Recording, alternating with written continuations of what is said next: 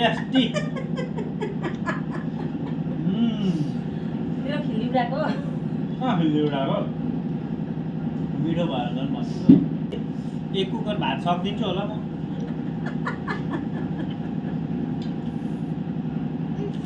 एक कुकर छँदै छैन कहाँबाट सक्ने। Hello everyone, good evening.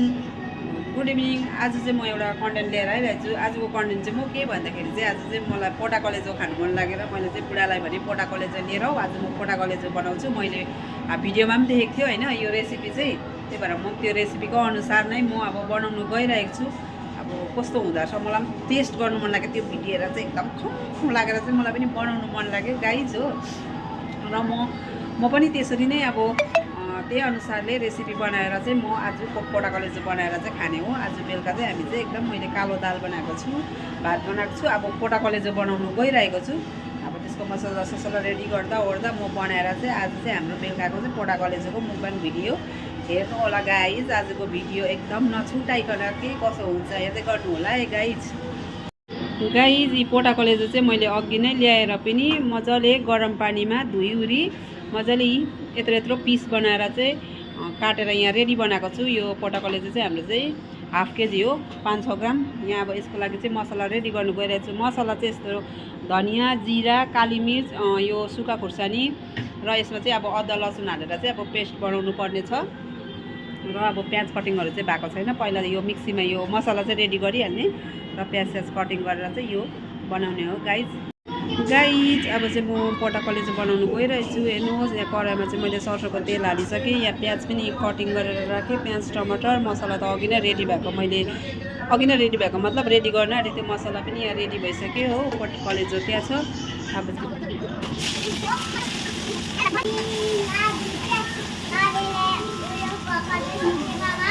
पोटा कलेजो अन्त मिक्स हुन्छ। अब स्पाइसी खालको बनाइरहेको थिएँ कि अन्त म चाहिँ टिभी हेर्दै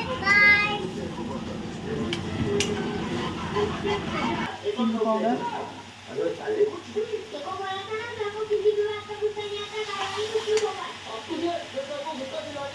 चिकन मसला पनि हाल्नुपर्छ गाइस।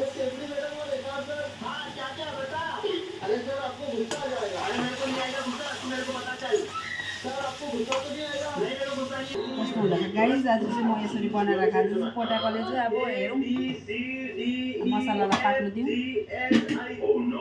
गाइस। अब चाहिँ कस्तो भयो मसला पाकेको हेरौँ। वाउ दामी भएछ गाइस हो। मसला चाहिँ पाक्यो।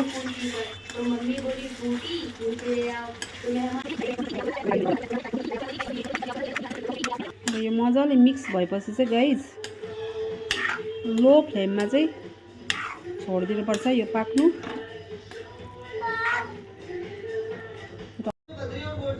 गाइस चलाउँदै गर्नुपर्छ यो, होइन कि 15-20 मिनट ढुक्कै छोड्नु चाहिँ हुँदैन, यसो बेला बेलामा चलाउँदै गर्नुपर्छ गाइस। रेडी भयो पोटा कलेजो चाहिँ। धनियाँको कमी चाहिँ भयो गाइस, मेरो धनियाँ चाहिँ थियो कि प्लास्टिकमा, हेरेको त पहेँलो पो भइसकेछ हौ फ्रिजमा राखेको धनियाँ पनि। गाइस खाना चाहिँ रेडी भयो।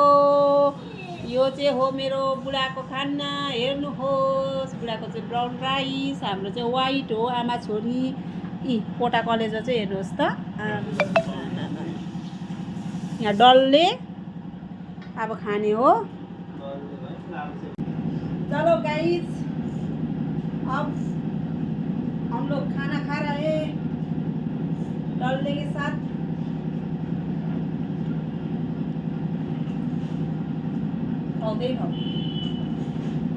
यहाँलाई चाहिँ खाना पस्किदिए मात्रै हो, पापाकै खाने अरे हो, कोही बात छैन।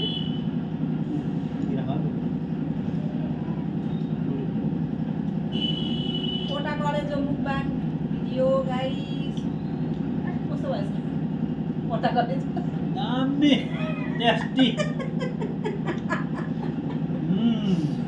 तेरो खिल्ली उडाको खिल्ली उडाको मिठो भएर झन् भन्छु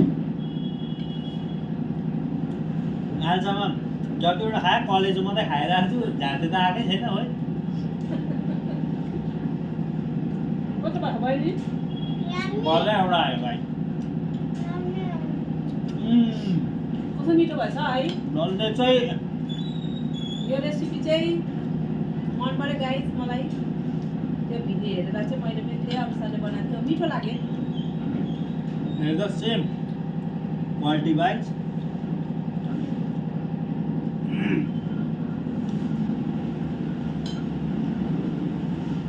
यसरी बनाएर खानु हजुरहरू पनि दामी हुन्छ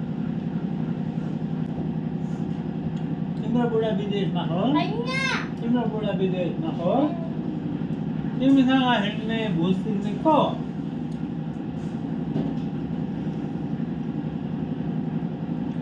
तिमीले पनि भात खाँदैछ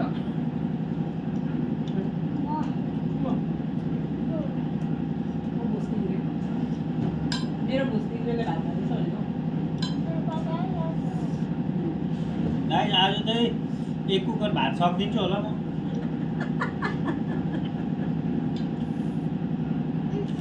एक कुकर छँदै छैन कहाँबाट सक्ने हुँदैन पिउँदा राखेको हो बाई बाई गाइस हाम्रो आजको भिडियो यति नै हो पोटा कलेजो रेसिपी विथ बाङ भिडियो बाई बाई